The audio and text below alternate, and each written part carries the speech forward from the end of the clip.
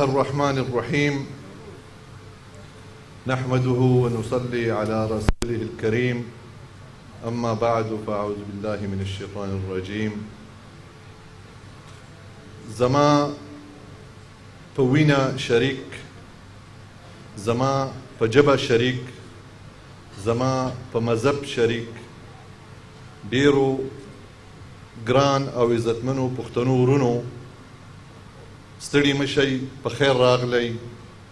زه تاسو ته د زړه د کومې په دې ماښام کې هرکلی وایم او ستاسو ډیر زیات مشکور یم چې تاسو د مسافرۍ په دې ژوند کې د دې مصروفیاتو باوجود د خپل وخت نه دا څو لمحې ویستلي او زموږ سره شریک شوئ چې موږ په دې ماښام باندې د خپلې خوشحالۍ ومانځو.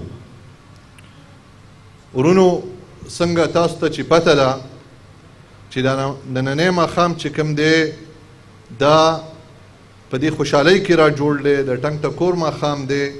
د دې نه موږ سیاسي جلسې نه جوړول غواړو او نه پکې داسې تقریرونه کول غواړو، خو به هر حال دا ضروري وه چې موږ د عوامي نیشنل پارټۍ متحده عرب امارات د طرف نه ستاسو شکریه ادا کړو او د دې سره سره دا یادګیرنه وکړو چې دا جشن پښتونخوا ماښام چې کوم دی دا هم د عوامي نیشنل پارټۍ د هغه کارنامو نه یوه کارنامه وه کومه چې په تیر الیکشن کې 2008 کې عوامي نیشنل پارټۍ خپل منشور پیش کړی د خپلو عوامو ته، خپلو پښتنو ته، او په هغې کې هغوی د خپل عوامو سره 3 وعدې کړې وي. هغه 3 وعدې دا وي چې موږ به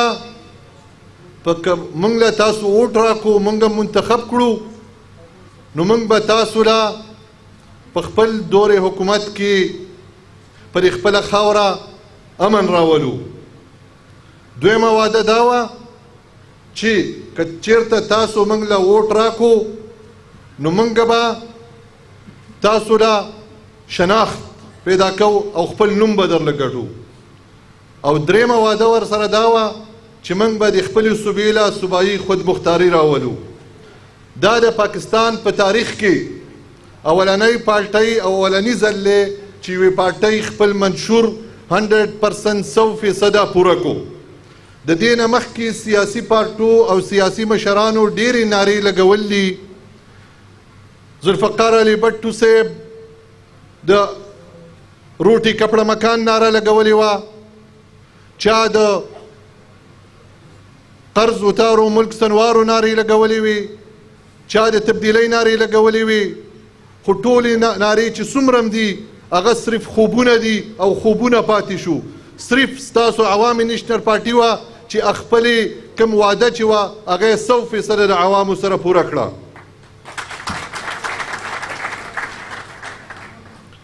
ورونو زما د طرف نه د عوامي نیشنل پارټۍ متحده عرب امارات د طرف نه تاسو ټولو ته دا لحظه بیا مبارک شه، بیا مبارک شه، او هر کال به دا مبارکي تاسو له موږ دغسې درکوو. خبرې به اوږدې کوو نه، خو زه چې نن موږ کومه د دې بلنې دا دعوتنامه خوره کړه نو ما ته یو 2 ملګرو 3 ملګرو میسج وکړو او هغوی له مانه تپوس وکړو چې موږ پکې درتلی شو که نه، کیدای شي هغه ملګري به هم دلته اوس ناست دي. نو زه داسې هریان غوندې شوم او هغه ته مې وویل چې ته ولې نشې راتلی، ته زما ورور یې، ته زما سره په وینه شریکي، له ما سره په قام شریکي، له ما سره په خاوره شریکي. دا پښتونخوا زموږ د ټولو په شریکه پښتونخوا ده.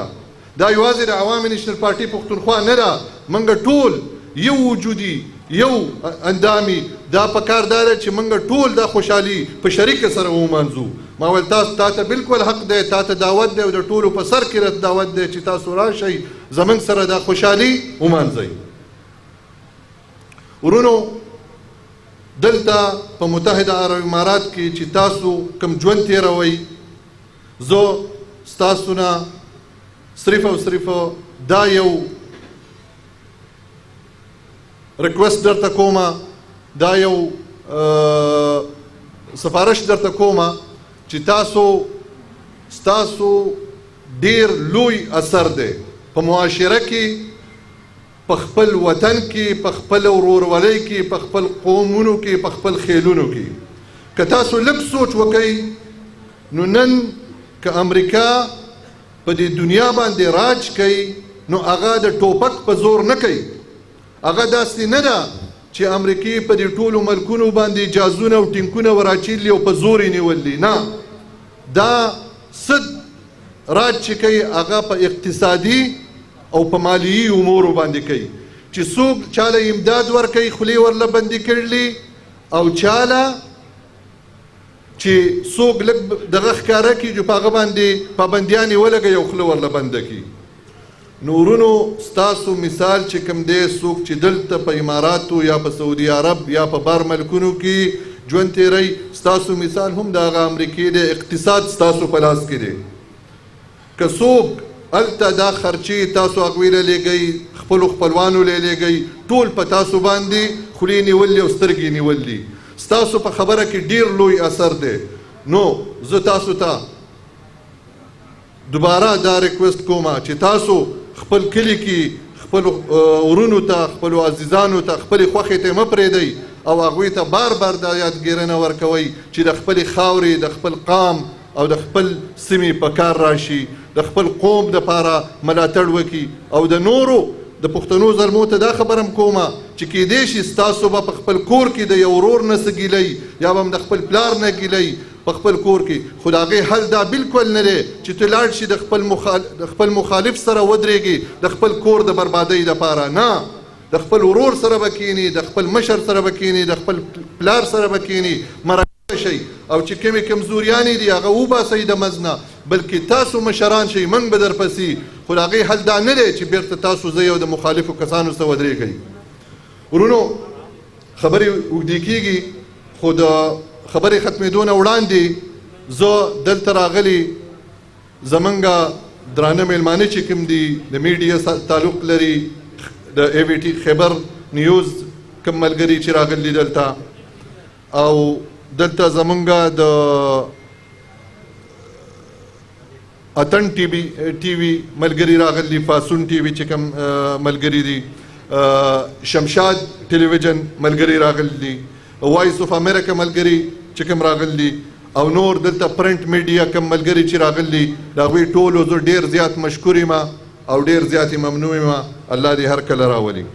د دې سره سره ملګرو زه ستاسو د ټولو دوباره بیا شکریه ادا کوم او د خپلې خبرې نور حایل نه راځم چې ستاسو په دې خوندور ماښام کې ستاسو په منځ کې راشم.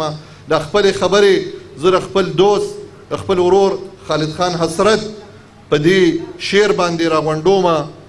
شعر به وایو که نه؟ ښه،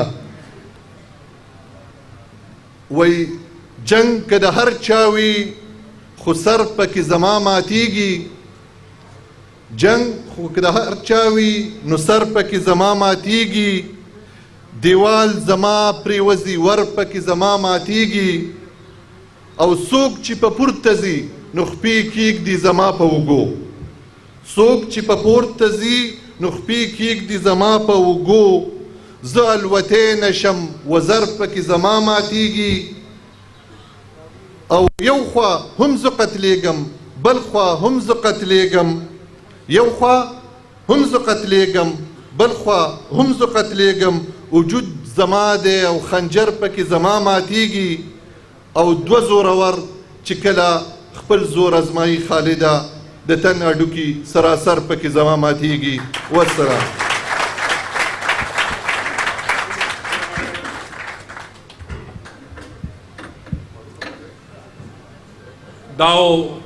دا عوامی نیشنل پارٹی متحد عرب امارات و گران صدر ښاغلی عبدالله ورور